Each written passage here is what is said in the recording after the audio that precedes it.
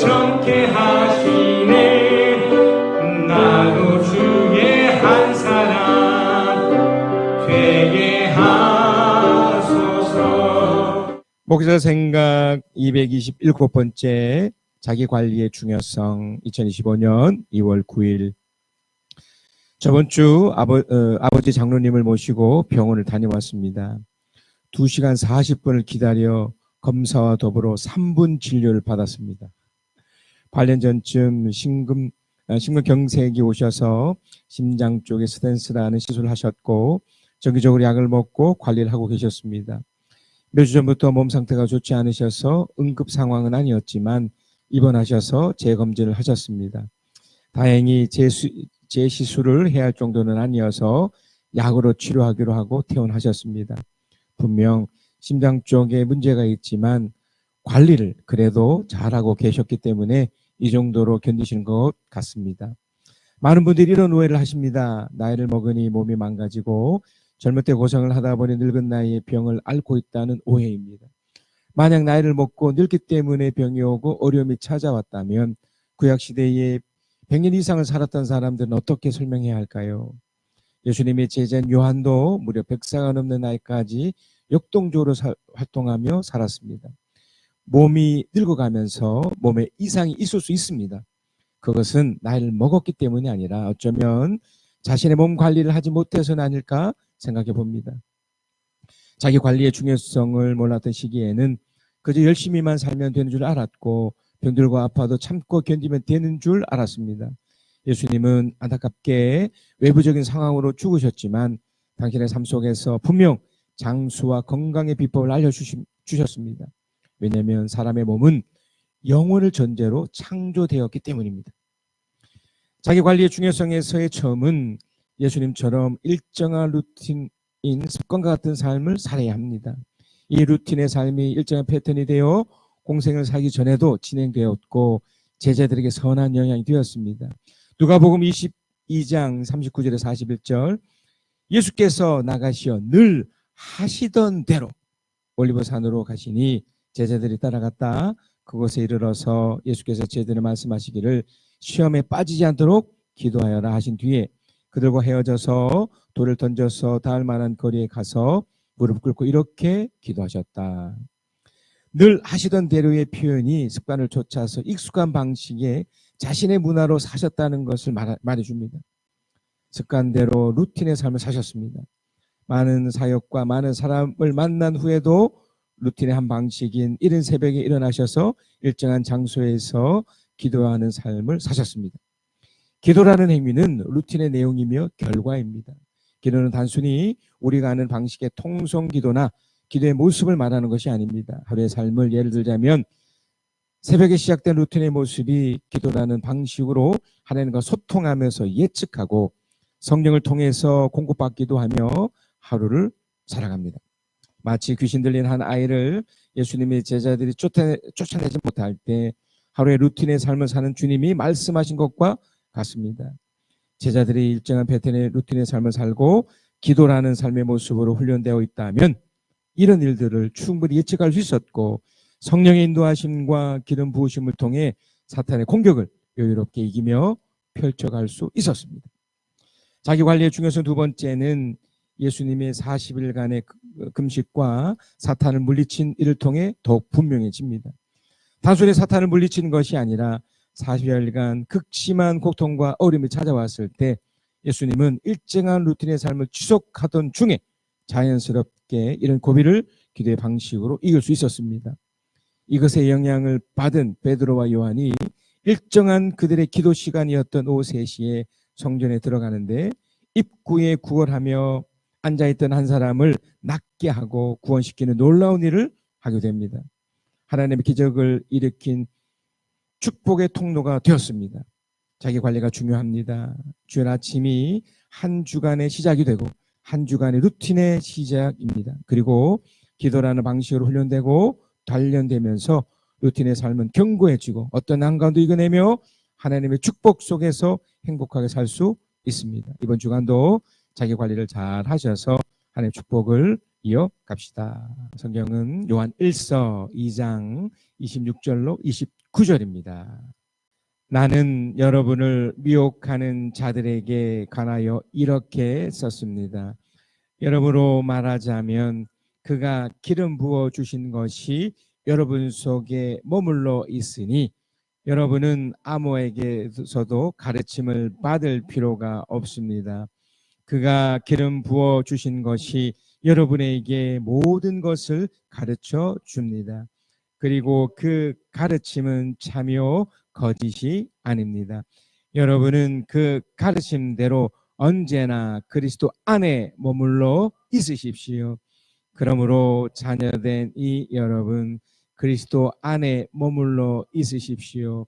그렇게 해야 그가 나타나실 때에 우리가 담대함을 가지게 될 것이며 그가 오실 때에 그 앞에서 부끄러움을 당하지 않을 것입니다.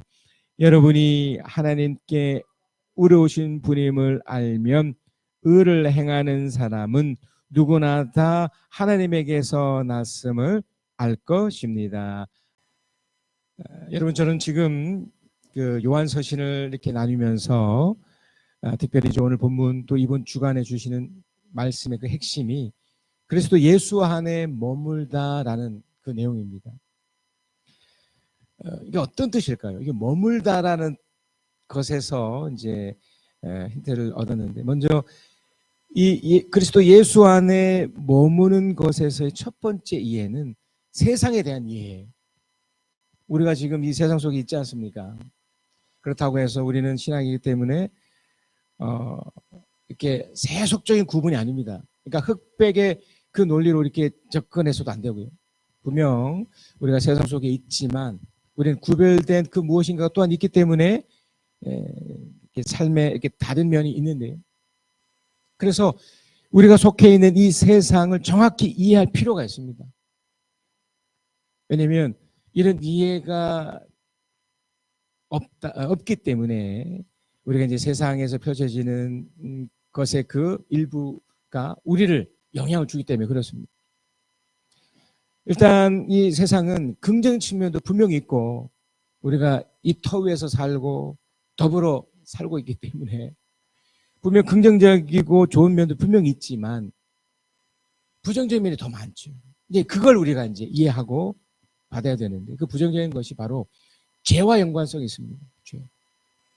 제가 계속해서 말씀드리는 죄는 단순히 어떤 결과물이 아니라고 말씀드렸습니다. 그 죄 안에는 사람의 내면 속에 이미 이렇게 영향받아 가지고 있는, 그러니까 세상에서 가지고 있는 어떤 불만, 불평, 원망 이런 게 있습니다.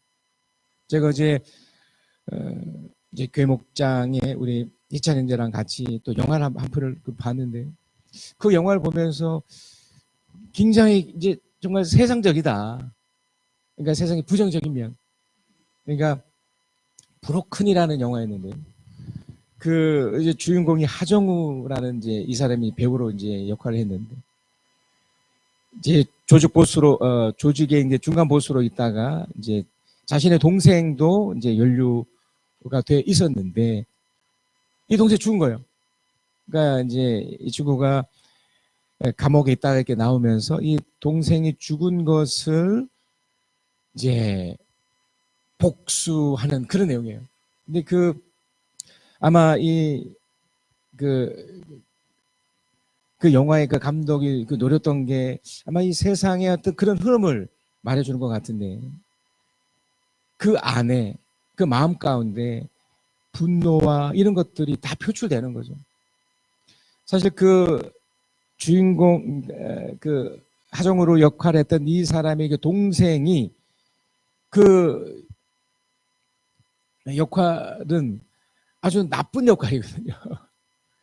그 아내를 막 폭력하고 못된 남자, 전형적인 못된 남자예요. 그런데 이제 그 남자가 이제 죽었다는 이유로, 그리고 이제 아내도 뭐 그랬었고, 그 아내는 이제 도망을 가요. 그걸 이제 찾아내면서 이제 그 동생을 죽인 다른 조직폭력배를 다 죽이는 좀 내용은 씁쓸한 내용이었는데 저는 거기서 제가 전에 말씀드렸던 이 세상에 아주 현실적이고 그 부정점을 본 거죠. 용서가 없죠. 그런 것에 대한 이해도 없고요. 내가 당했으니 너도 당해. 이런 거죠. 그러니 그 마음에 늘 불만, 불평, 원망.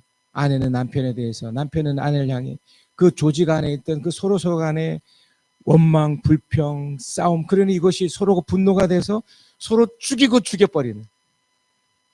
죽이고 또 죽임을 받는 뭐 이런 일들이 반복이 되는 거죠. 결과가 결국 죽은 것은 끝나요. 그래서 여러분, 그리스도 예수 안에 머물기에 그 첫 번째 이 세상을 정확히 알아서 그 세상의 반대적인 측면으로 우리는 나가야 됩니다. 요한일서 2장 26절입니다. 나는 여러분을 미혹하는 자들에 관하여 이렇게 썼습니다. 그랬습니다. 그러니까 세상은 긍정적 측면이 분명히 있지만 미혹하는 곳이에요. 미혹이라는 말이 참 무서운 말인데요. 마음이 흐려지도록 무엇에 홀려지게 만드는 거예요. 정신이 헷갈려서 갈팡질팡하며 헤매는 것이 미혹이에요. 그러니까 여러분, 가만히 여러분이 이 세상 속에 있으면서 그런 것들이 있는지 없는지 한번 점검해 보셔야 돼요. 그러니까 여러분 마음이 불만이 있거나 또 불평에 쌓였거나 또 원망이 생겼거나, 그러니까 이런 것들이 방치된 채 그냥 놔둬버리니까 제가 그 영화 속에 나왔던 그 주인공처럼 다 죽이는 거예요. 그냥 화난다고, 승질 난다고. 그러니까 이것이 우리 속에 있는 이상 그래서 예수 안에 머물기가 힘들 수밖에 없습니다. 그래서 여러분, 이것에 대한 반대적인 것이 바로 신앙인 것이죠. 그래서 예수라는 것은 여러분 이미 아시겠지만 신앙의 고백과 같은 거지만 여기서 중요한 표현이 머물기라는 거예요. 머물기. 머물기라는 게 사실은 우리가 알기는 그냥 거주하다, 어느 곳에 있다. 그러니까 우리가 지금 이 땅 가운데 분명히 이렇게 머물기를 하고 있는 거예요. 근데 그 머물기의 뜻 중에 또 하나가 뭐냐면 잠시 멈추고 있다예요. 도중에 잠시 있다는 거예요. 이게 뭐냐면 이따가 사실 떠나야 되는 거죠. 우리가 이 세상에 천년만년 사는 게 아니잖아요. 길어야 한 100년 정도? 더 짧을 수도 있고요. 그러니까 잠시 있는 곳임에도 불구하고 여기에 그냥 그 머물기의 한쪽이 그냥 몸을 진짜 있어버리는 거예요. 잠시 거쳐가야 되는데. 야곱의 인생 속에서요, 가장 힘들었던 시기 중에 하나가 그 가나안 땅을 이제 오랫동안 있어졌는데 다시 그 이집트로 돌아가는 그때가 있었습니다.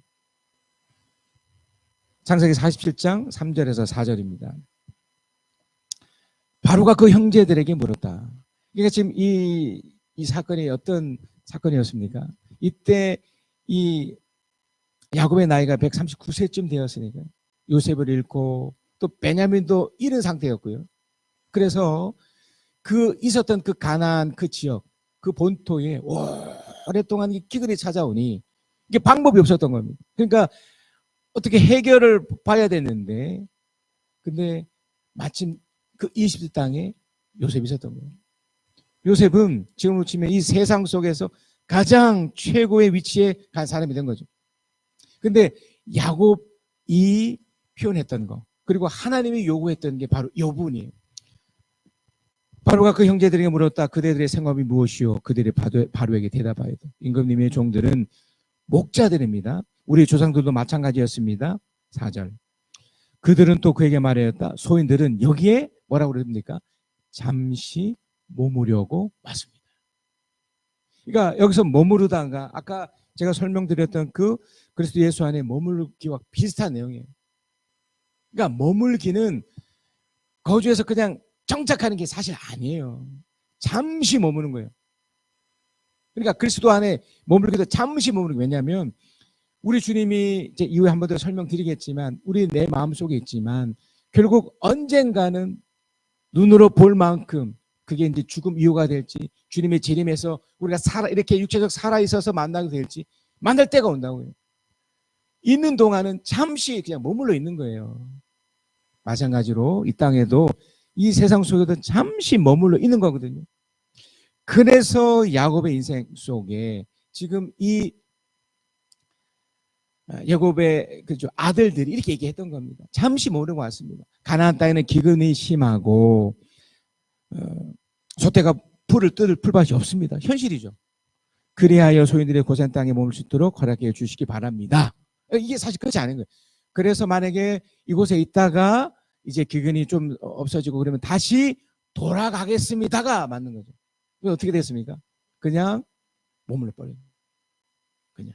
그래서 무려 요셉의 시계를 빼면 320여 년이고 약 300여 년 동안 그 떠나온 그 이집트 땅에서 어떻게 보면 죽도록 고생하는 거가 됐던 거죠. 결국 이집트에서 미혹받은 거예요. 이제 있다가 괜찮으면 빨리 돌아가야 되는데 그래서 실제로 야곱은 그 이후에 우리 약 20년 동안 살게 되지만 그걸 알았기 때문에 내 이 유해만이라도 다시 가나안으로 돌아가게 해달라고 했던 거예요. 요셉도 마찬가지예요. 그런 이유입니다. 그래서 여러분 그리스도 예수 안에서 머물기의 그 뜻은 바로 이거예요. 세상 속에 있지만 우리는 잠시 머물러 있고 그리스도 예수 안에 머물러 있어야 된다. 이 뜻인 거죠. 왜 그렇게 해야 됩니까? 그리스도 예수 안에 머물기를 왜 해야 되는 거죠? 전혀 다른 삶이기 때문에도 그렇지만 분명히 이유가 있습니다. 요한일서 2장 27절입니다. 여러분으로 말하자면 그가 기름 부어 주신 것이 여러분 속에 머물러 있으니 그랬습니다. 그러니까 이미 요한은 우리들에게 이 부분을 강조합니다. 제가 이 세상을 이해하면서 세상 속에 미혹을 받았을 때 나타나는 현상을 말씀드렸습니다. 불만이 생기고 불평이 있고 원망이 있고 그래서 불안해하고 분노해버리는 거 이것이 다 세상에 미혹받아서 생긴 하나의 결과물들인데 이것이 조금이라도 있다면 이 자체로 인해 이미 세상 속에서 지금 안주하고 있는 거예요. 이거 빨리 나와야 되는데 우리 속에 계신 성령은 이걸 지적하거든요. 우리가 불렀던 그 찬양 그 내용에도 주 예수께 아뢰라라고 하는 그 내용 그 부분에 있는 거죠. 그 마음에 있는 불평과 불만과 그런 것들을 다 주님께 가져가게 하고 주님으로부터 온 무엇이 필요합니까? 은혜와 또 그 담겨있는 편안과 기쁨으로 채워라 이 소리거든요. 그래서 요한이 그 얘기를 하는 겁니다. 그가 기름 부어 주신 것 여러분 속에 머물러 있으니 여러분 아무에게도 가르침을 받을 필요가 없습니다. 이거는 세상과 대조해서 말하는 거예요. 세상에서 우리가 수많은 걸 배우지만 또 그런 것에 대한 가르침을 또한 배우고 느끼고 경험하지만 결국 그것의 최종 것은 뭡니까? 불만 갖는 거거든요. 불평 갖는 거잖아요. TV 뉴스를 보십시다. 여러분께서 생각하는 그 상상 그 이상의 것들이 계속 터져 나오잖아요. 계속 싸우고 계속 분열하고 진짜 뭐 칼이나 총만 주어지지 않았지. 그 주어서 벌써 다 쏴 죽였을 거예요. 서로. 예. 이제 어느 한쪽은 이 우리나라가 세운 이 법 체계마저도 다 인정하지 않아요. 서로가 다 그렇습니다. 그렇기 때문에 그리스도 예수 안에 머물 이유가 여기 있는 겁니다. 오직 성령께서 우리 마음 가운데 그걸 제대로 가르쳐 주기 때문에 그가 기름 부으신 것이 여러분에게 모든 것을 가르쳐 줍니다. 그리고 그 가르침은 참이요 것이 아닙니다. 여러분은 그 가르침대로 언제나 그리스도 안에 머물러 있으십시오. 결국요. 왜 그리스도 예수 안에 머물기가 필요하냐면 이미 말씀드렸던 우리 마음의 불만, 불평, 원망이 사라지기 때문에도 그렇지만 내 안에 성령께서 그걸 가만두지 않아요. 그러니까 여러분이 제대로 된 신앙을 딱 소유하고 있다면 절대로 그런 것들이 나를 힘들게 하지 않습니다. 불만 갖거나 불평하거나 원망하지 않아요. 그러니까 이것 때문에 속고 있으신 거예요. 끊임없이 미혹당하고 있으신 거예요. 예를 들어서 몸이 조금 아프시거나 또 그런 것들이 막 펼쳐졌을 때 두려운 거죠. 그러니까 거기 이제 속으면서 아이고 병원에 가서 어떻게 해야 돼. 맞습니다. 병원에 갈 필요가 있습니다. 그러나 그 여러분의 육체가 의사가 결정합니까? 그렇지 않잖아요. 의사가 부정적인 얘기를 했다고 해서 내가 그것에 원망하고 불만하고 불평할 가지고 뭐가 있습니까? 그래서 예수 안에 머물러 있다면 오히려 그걸 세상의 미혹으로 생각하고 하나님께 나가고 또 뭐 주어진 약 먹고 묵묵히 주 앞에 바로 살고 있다면 회복을 주실 수도 있고, 그렇지 않다면 주께서 부르시는 거니까 기쁨으로 또 나가면 되는 것이죠. 근데 그런 생각이 없는 거죠. 그저 미혹 당한 채 있는 겁니다. 그래서 여러분, 우리가 왜 그리스도 예수 안에 머물러 있어야 될 이유가 분명해진 겁니다. 이거 없으면 세상에 그저 묻혀서 결국은 신앙이 있다고 하지만 결국은 어떻습니까? 부정적으로 살 수밖에 없는 거예요. 제가 며칠 전에 제 아내를 통해서 어떤 교회에 있었던 한 분이 오랫동안 또 이 권사님은 이제 신학교육도 받으시고, 근데 이분은 그 하나님을 믿지 않는 가정에서 살았기 때문에 믿는 그 가정에서 살고 싶어서 마침 좀 이렇게 나이 어린 친구지만 그 제 이제 중학교 후배였는데 그 결혼을 해서 잘 살았습니다. 근데 그의 이제 시아버지죠. 시아버님이 이제 집사님이고 좀 괜찮은 줄 알았더니 이분이 이제 폭력 남편이었던 거예요. 그러니까 폭시아버지였던 거예요. 근데 그것이 이제 자기 아내뿐만 아니라 자신의 그 아들들한테도 그걸 이제 며느리로서 그걸 지켜보는 거예요. 최근에 공황장애가 왔다는 거예요. 그러니까 이게 여러분 잘 생각하셔야 돼요. 정말 신앙이 있고 그렇게 사는 사람이, 그러니까 이분은 이전에 그 월남전에도 참여했던 분이셨다고 해요. 그러니까 저도 이제 어릴 때 그 분을 보았기 때문에 알거든요. 조금만 뭐 기분 나쁘면 버럭버럭 화르는 그 기본이고, 교회고 그런 거 없습니다. 예, 자기 마음에 드는 사람은 오케이, 잘 지는 사람은 바로 앞에서 쌍욕도 해내고 이해는 됩니다. 왜? 세상이 그러니까.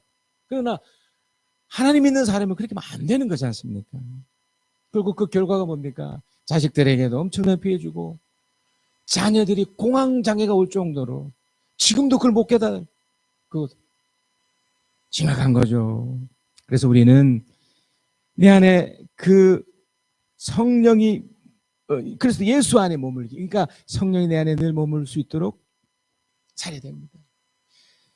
또 하나 이유가 있습니다. 그래서 예수 안에 머물 그 이유는 우리에게 바른 가르침, 여기도 나오지만 바른 가르침, 그 지침, 그러니까 성령의 인도하심을 받을 수 있기 때문에 그래요.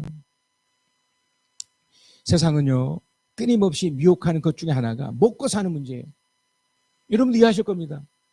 삶의 현장 속에 늘 그 남자분들이 하는 말이 뭐냐면 내가 이렇게 일을 하는 이유가 먹고 살기 위해서. 근데 먹고 살기 위해서 하는데 성령께서는 우리에게 늘 기쁨을 주시고 평안을 주시는데 이것을 못 받아들이고 세상의 것을 받아들이니 이거 무엇으로 일을 합니까? 악으로 일을 해요. 예. 독으로 일을 하는 거예요. 막 악착같이 막. 그래서 쓰여진 표현이 치열함이에요. 치열함. 이게 어떻게 보면 좋은 말이 아닙니다. 막 어떻게든 하는 거죠. 그러나 그렇지 않습니다. 그렇게 사는 게 아닙니다. 고린도전서 10장 25절 33절까지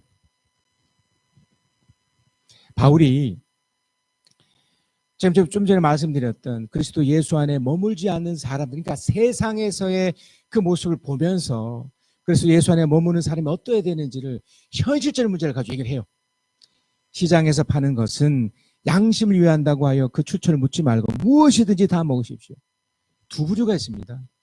이제 신앙을 가졌다고 해서 약간 극단적으로 있는 사람들, 세상을 완전히 세속의 개념으로, 흙과 백으로 개념으로 세상은 다 틀리니 이건 먹지도 말고, 옛날에 그 영화도 나왔는데 뭐 666 그래가지고 이거는 괜찮고 이건 하지 말고 이렇게 이제 얘기했던 거예요. 예, 그렇지 않습니다. 시장에 파는 것은 양심을 위한다고 하여 그 묻지 말고 무엇이든지 다 먹이 괜찮은 거예요. 사실은 먹고 사는 문제가 사실 우리 입장에서는 중요하지 않습니다. 하나님 입장에서도. 그런데 세상은 믿는 우리들에게 몰고 가는 거예요.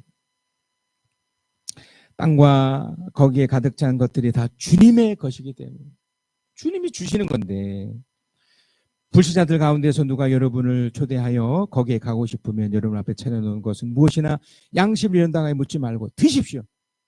괜찮습니다. 한때 뭐 술, 담배 이런 것 때문에 그러니까 뭐 어떻습니까? 뭐 먹으나 마라 그건 본인의 결정할 문제지만 이것 때문에 신앙 양심상에서 어떤 또 다른 문제지만 그러니까 이거 가지고 신앙이 극단적으로 가버리는 거예요. 마치 그 스님들처럼 머리 깎고 빡빡 그런 것처럼 제가 아는 어떤 분은 웬만한 거 다 안 먹어요. 뭐 고기도 안 먹고 뭐 채식주의자도 아니면서 이게 신앙적 이유 때문에 너무 극단적으로 가신 거죠. 27절입니다. 28절입니다. 그러나 어떤 사람이 이것은 제사에 올린 음식입니다 하고 여러분에게 말해주거든 그렇게 알려준 사람과 그 양심 위에서 먹지 마십시오. 성령께서 우리 마음께 다 가르쳐 준다고요. 이건 상식입니다. 상식. 여러분 제사 음식 먹어도 됩니까? 안 먹어도 됩니까? 이 질문 자체가 웃긴 거지만 그러니까 어린 신앙인들은 이것 때문에 괴로워하거든요. 먹어도 되고요. 안 먹어도 상관없습니다. 그러니까 이걸 놓치면 우리는 극단적으로 가는 거예요. 제사 행위도 마찬가지입니다. 여러분 보이지 않는 것을 그 절한다고 달라집니까? 또 절하지 않는다고 이게 신앙이 대단한 겁니까? 아무것도 아닌데. 이건 뭐 목회자들 책임일 수도 있지만 이렇게 몰고 가는 거예요. 신앙을 어떤 이런 흙과 배으로 몰고 가는 거예요. 분명히 바울도 그렇게 얘기하지 않습니까? 괜찮다고 양심을 위해서 괜찮다면 먹어도 괜찮다고 하는 뭐 있는 거죠. 그러면서 내가 여기에서 양심이라고 말하는 것은 내 양심이 아니라 다른 사람의 양심입니다. 어찌하여 내 자유가 남의 양심의 비판을 받아야 합니까? 그러니까 내 스스로를 위해서 누군가에게 피해 줄 필요도 없지만 그 피해 때문에 또 내가 피해 받아서도 안 되는 거예요. 그러니까 여러분 신앙은 어찌됐든 자유를 줍니다. 행복을 주고요. 그걸 통해서 많은 것들 우리에게 펼쳐지는데 이걸 놓쳐요.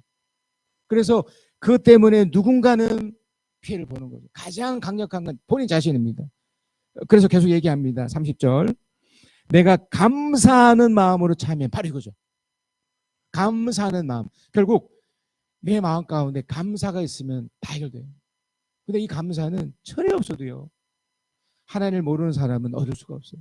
그러니까 그리스도 예수 안에 머물지 않은 사람은 가져지지가 않아요. 여러분 어떻게 불만 있고 불평 있고 원망 있는데 감사가 됩니까? 주님이 주시는 그 마음이 있으면 이게 감사가 되는데 신앙은 이것으로 결국 평가가 돼요. 여러분이 삶의 여정에 이렇게 살지 않습니까? 어려움이 펼쳐질 수 있어요. 세상에 있으니까 미혹을 받을 수 있으니까. 근데 그럼에도 불구하고 그 중심에 하나님에 대한 기대와 감사가 있다면 반드시 해결됩니다. 그리고 반드시 바뀌어지고 반대로 미혹받아서 여전히 그래 신앙도 필요 없고 나 불평한 채로 내 원망한 채로 누군가 탓하며 심지어 나 탓하며 나 살 거야 해버리면 똑같아지는 거예요. 답을 낼 수가 없습니다. 그래서 어떻게 될까요? 31절 그러므로 그 유명한 표현이 나오는 거예요. 그러므로 여러분은 먹든지 마시든지 무슨 일을 하든지 모든 걸 하나님의 영광을 위해 하십시오. 이 영광이라는 말에 속지 마세요. 이게 뭐 대단하고 특별한 게 아니에요. 거기에 뭐가 있어야 된다고요? 감사가 있으면 돼요. 그게 바로 영광이라는 표현이에요. 무엇에 대해서요? 세상에 대해서. 지금 저는 그래서 예수 안에 왜 머물러야 되는 그 이유를 말씀드리고 있는 거예요. 이렇게 되지 않으면 더 쉽게 말씀드리면 감사가 없어버리면 세상 똑같이 됩니다. 그래서 바울은 이렇게 표현합니다. 32절에 여러분은 유대 사람에게도 그리스도 사람에게도 하나님 교회도 걸림돌이 되지 마십시오. 예. 감사하지 않으면 누구에게나 걸림돌이 돼요. 보세요. 세상을 보세요. 우리가 이 땅에 살고 있지만 어제도 보니까 이 삼산동 이곳에서 그 탄핵 반대, 탄핵 찬성 그걸 하고 있는 거예요. 그중에 참 많은 분 중에 크리스찬이 있지 않을까 두렵기도 하는데 달라지지 않습니다. 뭐 정권이 바뀐들 또 뭐 특별할 게 있겠습니까? 똑같습니다. 예. 복수는 또 다른 복수를 낳기 때문에 그 달라질 게 없어요. 그렇지만 우리는 그리스도 예수 안에 머물러 있기 때문에 우리만큼은 그 어떤 상황에서도 걸림돌이 아닌 감사의 사람이 돼야 된다는 거죠. 자, 그래서 여러분, 그리스도 예수 안에 머물게 되면 어떤 결과가 생길까요? 이게 참 중요합니다. 요한일서 2장 28절입니다. 그러므로 자녀된 이 여러분, 그리스도 안에 머물러 있으십시오. 머물러 있으십시오. 지금 이야기를 하고 있죠? 그렇게 해야 합니다. 그렇게 해야. 이게 결과예요. 그렇게 해야 그가 나타나실 때에 우리가 담대함을 가지게 될 것이며, 그가 오실 때 그 앞에서 부끄러움을 당하지 않을 것입니다. 쉽게 표현하면 비겁해지지 않아요. 비굴해지지 않아요. 돈 없어서 가난하다고 벌벌하지 않고요. 또 있다고 해서 막 사람들 앞에 막 이렇게 과시하거나 그렇게 하지 않아요. 그리스도 안에 머물러 있기 때문에 하나님이 그 결과물로 우리에게 담대함을 주십니다. 담대함. 자신감과 당당함과 자존감을 회복시켜 주세요. 누구 앞에 가도 기죽지 않습니다. 하나님 앞에 있는데. 그러니까 비겁해지지 않는 거예요. 제가 크리스찬 분들 중에 뭐 우리 교회에 있던 분들도 계셨고, 이전에 있던 늘 뭐 깨졌으니까 그 중심에 딱 돈 문제가 있었어요. 그 중에 없는 분들, 그러니까 재정적으로 힘든 분들 이해합니다. 근데 여러분, 하나님께서 그 돈 때문에 그렇게 하실 것 같습니까? 그 마음을 중심을 보시는데 그걸 놓치는 거예요. 그러니까 감사가 사라지고 그러다 보니 그걸 이제 어떻게 할까요? 이용하는 거죠. 믿는 사람들 이용해서 이제 속된 말로 구걸합니다. 구걸. 그러니까 그러지 않으셔야 돼요. 없으면 없는 대로 살면 되고, 주시면 주시는 대로 살면 되지. 공식적인 그런 빌리는 곳이 얼마나 많습니까? 그렇게 안 되면 안 되는 곳으로 이렇게 가야 되는, 그만큼 담대하지 못한 거예요. 저 사람은 돈 많고 저 사람 부자니까 그 앞에서는 굽신굽신거리고, 이 사람 힘없고 돈 없다고 그러니 그 앞에서 막 그거만큼 악한 사람이 어디 있습니까? 그래서 여러분, 그리스도 예수 안에 머물게 되면 담대함을 가지고 용감하게 됩니다. 배짱이 두둑해지고요. 돈 때문에, 상황 때문에 비겁해지지 않는 걸 여러분 붙잡으셔야 돼요. 또 하나 하겠습니다. 부끄러움을 당하지 않아요. 이건 하나님이 책임져 주기 때문에 스스로에 대해서 그 상대를 향해서도 그렇게 되지 않는 거예요. 그가 오실 때 그 앞에서 부끄러움을 당하지 않을 것이다. 그 앞에서입니다. 하나님 앞에서도 그렇고 세상 속에서 그 사람들 앞에서 부끄럽지 않게 된다는 거죠. 자, 적찬의 표현이 있습니다. 데살로니가전서 4장 5절에서 10절인데요. 하나님을 알지 못하는 이방 사람과 같이 세욕에 빠져서는 안 됩니다. 이 세욕을 단순히 어떤 음란한 어떤 행위만 생각하시면 안 돼요. 세상에 있는 그 모든 것들이요. 내가 미혹돼서 그 마음에 빠지는 거. 이 결과가 뭐라고 그랬습니까? 불만, 불평, 원망. 이게 다 세욕과 다 같은 내용이에요. 6절, 또 이런 일에 탈선을 하거나 자기 교훈을 해하거나 하지 말아야 됩니다. 우리가 여러분에게 전에도 말하고 경고한 대로 주님께서는 이 모든 일을 징벌하시는 분이기 때문입니다. 이게 얼마나 무서운 표현이에요. 다 대가집을 하셔야 돼요. 예수님이 십자가에 죽으셔서 끝 아니라니까요. 그 구분의 효과를 한 거예요. 그냥 각자마다 다 징벌을 받게 돼 있다고요. 여러분, 저는 지금 그리스도 예수 안에 머물기 결과를 말씀드리고 있습니다. 여러분이 그 앞에서 바로 살고 담대함과 부끄러움을 당하지 않기 위해서, 또 모든 일에 징벌하신 하나님 앞에 바로 서 있다면 이렇게 행하셔야 돼요. 그래서 결론입니다. 7절에 보면 우리 함께 7절 8절 함께 읽겠습니다. 시작. 하나님께서 우리를 불러주신 것은 더러움에 빠져 살게 하려는 것이 아니라 거룩함에 이르게 하시려는 것입니다. 8절. 그러므로 이 경고를 저버리는 사람은 사람을 저버리는 것이 아니라 여러분에게 성령을 주시는 하나님을 저버리는 것입니다. 아멘. 또 한 가지 내용이 있는데 시간 때문에 제가 스킵을 하겠습니다. 여러분 마음을 담대하고 강하게 붙잡으셨으면 좋겠습니다. 어찌됐든 잠시 이 땅에 머물러 있는 거예요. 성령도 우리 지금 잠시 이 속에 있어 주시는 거예요. 우리 결국 주님을 눈으로 볼 날이 와요. 예수님을. 그때 어떻게 말하실 것 같습니다.